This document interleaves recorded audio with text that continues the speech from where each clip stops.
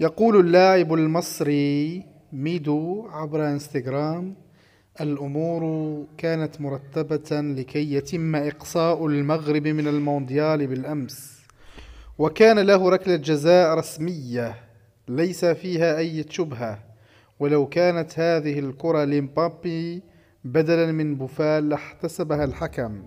لكن للأسف السياسة دائما ما تدخل في كرة القدم، ومكتوب أن تصعد فرنسا لتواجه الأرجنتين في النهائي.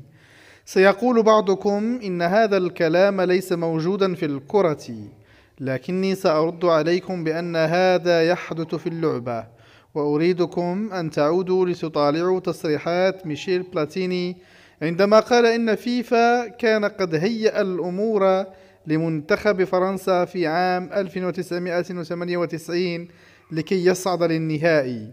وهذا الكلام طبعا لم يكن معروفا قبل هذا الاعتراف.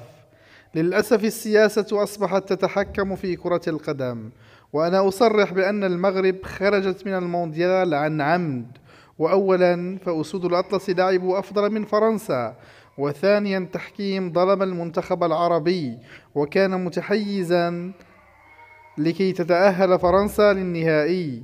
ومن المستحيل ألا يتم احتساب ركلة جزاء بوفال إلا من حكم غير منضبط. الحكم أشهر بطاقة صفراء لسفيان بوفال، مع أن هذه الكرة لو كانت للجانب الآخر من غريزمان أو مبابي لتم احتسابها. وإنفانتينو سمح للسياسيين بالتحكم في كرة القدم بدرجة كبيرة وشكل فج. وأؤكد لكم مجددا إن المغرب ظلم بالأمس. المغرب من الطبيعي أن يفوزوا بالأمس، ولو تم احتساب هذه الركلة لتعادل المغرب ووصلت لركلات الجزاء وانتصر بها. فوز الإقجاع قوي جدا، لكن في حدود إفريقيا، وقادة الدول عندما يتدخلون الأمور تتغير، وإنفانتينو هو صبي لقادة دول العالم، وهذا رأيي بكل صراحة.